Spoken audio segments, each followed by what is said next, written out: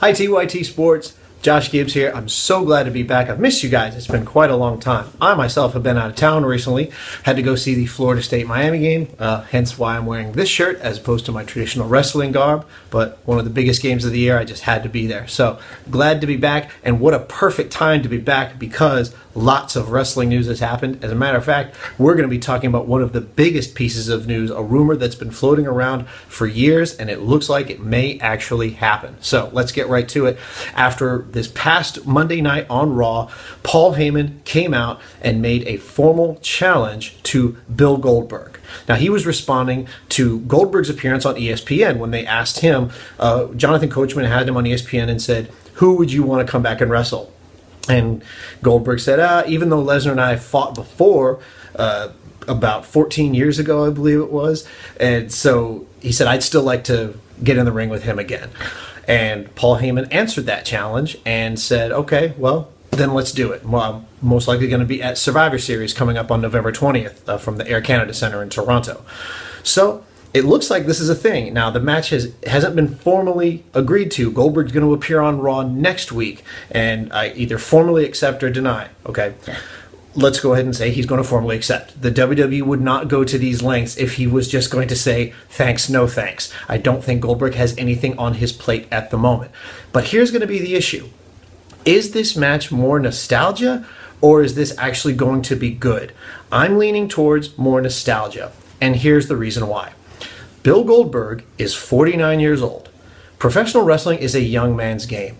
I'm not being disrespectful to him. That's just a fact. The things these men and women do are for younger people who are very, very physically fit. And I'm sure Goldberg keeps himself in great shape, but much like a boxer or a bodybuilder, they don't keep that same level of performance and that same level of diet and exercise up all year round. They have off seasons. And Bill Goldberg has not stepped into a professional wrestling ring in a really long time.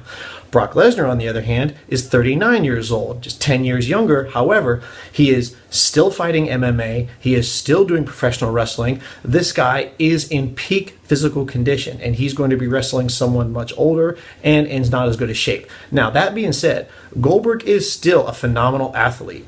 However, let's look at some of the other things that the times this has happened where it didn't work out so well. All of this started when WWE 2K17, the video game, was announced, and Goldberg was set to be a playable character. And all these, and the fans and stuff said, that's got to be a sign that he's coming back. And the reason they did that and thought this was because it happened before. When WWE 2K15 came out, Sting was announced as a playable character, and that led to rumors swirling around that he was going to come back and that he was going to have one more match, and he ended up having a couple more. He appeared at WrestleMania 31 and had a match with Triple H, and then had his match after that against Seth Rollins, where he got hurt because he's old. It's just the way it is. And even his match with Triple H wasn't that great because, again, I think we let our nostalgia take over, and we thought it's something we wanted to see, and that's true. Maybe 10 or 15 years ago we'd want to see that, but not now. Just time has passed him by. Think of guys like The Undertaker. The biggest thing about The Undertaker now is his entrance. His entrance is iconic.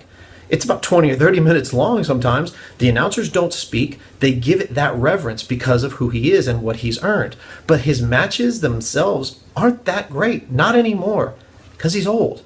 Again, not disrespecting him, just saying it is what it is. So it's more about the character and the showmanship than actual performance. So I don't think that a Lesnar-Goldberg match is going to live up to what people think about in their heads when they wish it to happen. And to be fair, it already happened.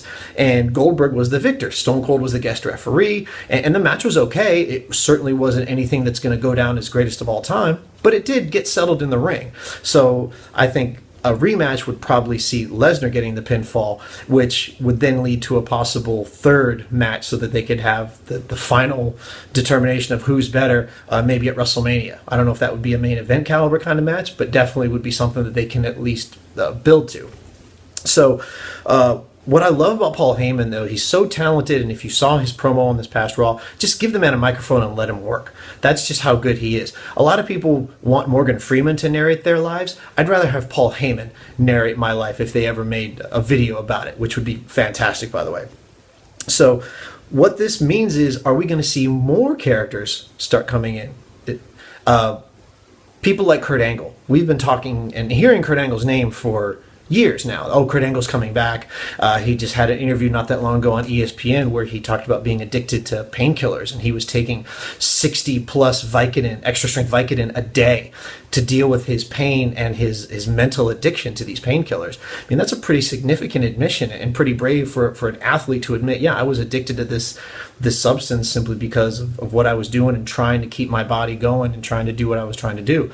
So I don't think the WWE is going to hold that against him, but he also, there's some legal hurdles and other things they need to work out. But we could possibly see him in the WWE sometime. It's not out of the question at all.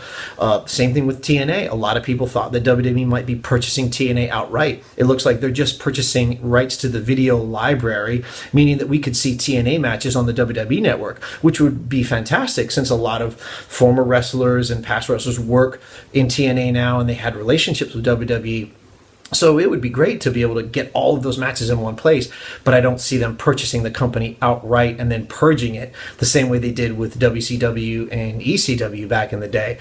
But Goldberg coming back is going to bring these questions up all over again because the possibilities then become endless. They think, well, if Goldberg can happen after over a decade of having wrestled in the WWE, then why not Kurt Angle? Why not the guys from TNA? TNA is very popular right now, mostly because of the Matt Hardy storyline, the delete thing, which I hear at live events. I was just at an NXT show in Norfolk last week, and people were screaming, delete, delete, and it was hilarious. It was great because it's crossed over the genres and the brands. And so TNA has struck gold with the broken Matt Hardy and the decay storylines and stuff like that. So WWE wants to capitalize on that. And we'll see what lengths they're going to go to because Vince McMahon is nothing if not a shrewd businessman. So what are we going to see? Well, on SmackDown also, we know that Survivor Series is going to start having a lot more mixing between the brands. On SmackDown, just this evening, Shane McMahon and Daniel Bryan challenged Raw to a traditional 5-on-5 match with 5 of their best wrestlers versus 5 of Raw's best wrestlers. And they wanted to do the women's matches too. They want to bring brand versus brand because Survivor Series is one of the big 4. So you have WrestleMania, Royal Rumble, SummerSlam, and Survivor Series. Those are the 4 big pay-per-views where both brands are together. Since now we have the split and each brand gets their own pay-per-views, these are the only chances during the year where we're going to see everybody on the roster compete. So these matches have to mean something. We've got to see bigger and better because every other match and every other pay-per-view during the year we're going to see the normal rosters. So this will be fun to see how they do a big main event match for their first integrated pay-per-view. How's that going to work? And is the 5-on-5 going to be successful? And is the Goldberg-Lesnar match, we're assuming that's going to happen at Survivor Series, is that going to lead to other things? Tell me what you guys think. First of all, is this a match you want to see? Is it something you're interested in? And do you think it's going to lead to another match between Lesnar and Goldberg, potentially at WrestleMania 33? Let me know what you think in the comments below. As you know, I respond back to every single one of them, or at least I try to. I love talking wrestling back and forth with you guys. Good, bad, the ugly. Give it to me. That's what I'm here for. As always, thank you to TYT Sports. Thank you again to you guys, and we'll see you soon. Bye-bye.